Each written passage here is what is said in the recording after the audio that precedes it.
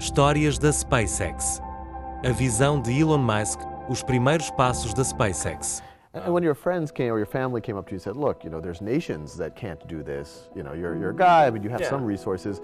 What did you say or do or think? Well, see on the countdown now, Falcon 1 is airborne at this time. I had a lot of friends of mine try to talk me out of starting a rocket company because they thought it was crazy, and one friend of mine made me watch a video of rockets blowing up.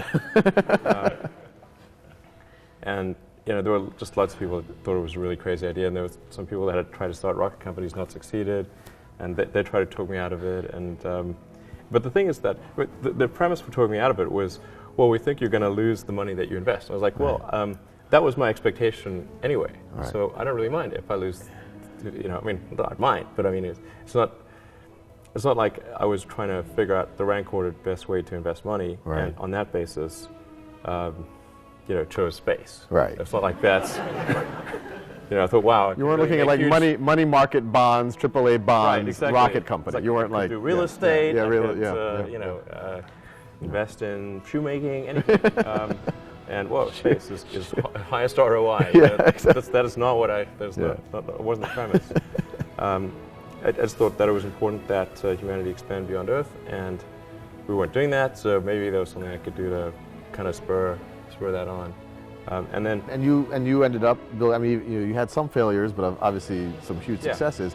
What was the cost that you were able to build this rocket for relative to what they were being built for before? So let's see.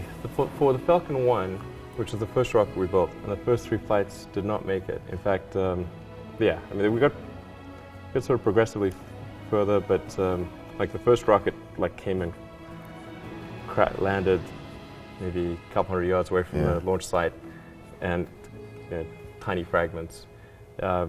In the early days, it was very clear. It was like a David and Goliath story. No privately developed launch vehicle company had ever achieved Earth orbit. Everybody tried and failed. I started within the first year of the program, and we were designing and building Falcon 1. The rocket was out on Omelek. It was so cool to go to this secluded place for work. All that was there was the launch pad, a very small hangar, an office trailer, and basically an outhouse for a bathroom. We would sleep under the stars sometimes, have a perfect sunburn sometimes. It was like Omelek Survivor, we called it, and we were right there next to the rocket and the launch pad.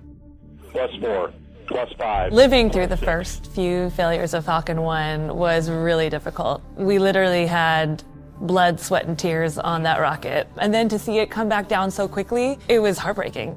Flight 2 was disappointing because we made it almost all the way to orbit. We basically started spinning out of control once the vehicle was in space. But then Flight 3 was just so sad. To basically go through stage separation and then have the stages come back and recontact, that one hurt the most. We were essentially out of money at that time. We had had the 3 failures. But luckily we had another kind of spare vehicle ready to go. We pushed super hard to get that vehicle ready. We rented a C-17 to fly the first stage and second stage over to Kwajalein instead of taking the 3 weeks on the barge. When we were landing, we heard a loud pop. We looked back and saw that the first stage tanks had sunken in.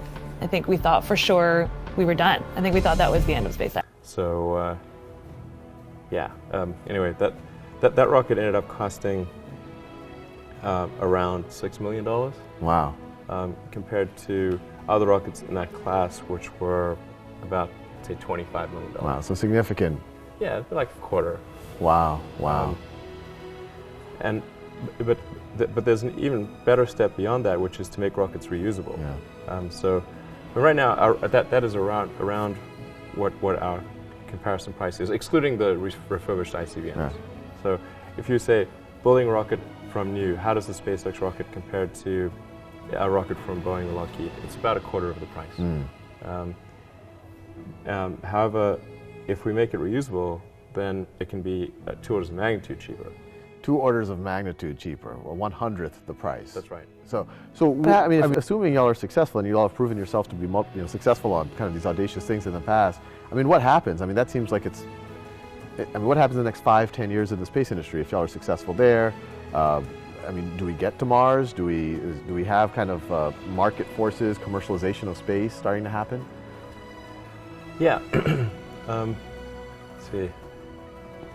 Well, the first step is that we need to earn enough money to keep going as a company. So we have to make sure that we're launching satellites,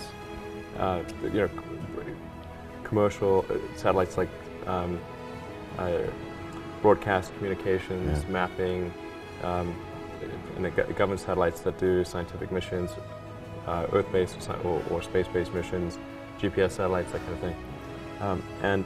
And then also servicing the space station, transferring cargo to and from the space station, which we've done a few times, and then taking people to and from the space station.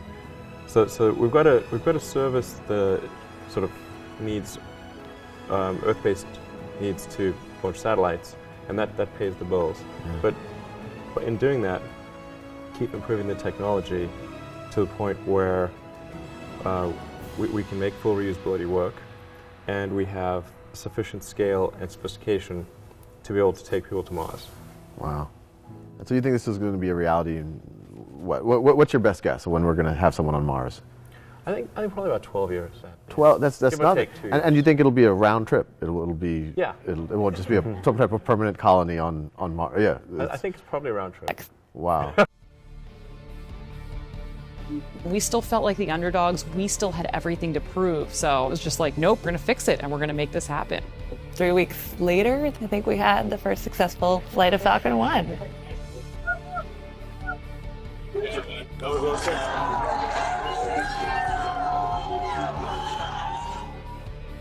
It worked. We buckled the stage on the way to Kwajalein, and we still managed to get that rocket to orbit. So that gave us good confidence moving forward that we'd be able to get anything to orbit. For me, it was like a dream come true because it was something that we had been working so hard for years, like since I started at SpaceX, and that we had seen so many failures for. I just felt validated and proud of the team for doing something that I think a lot of people didn't think was possible.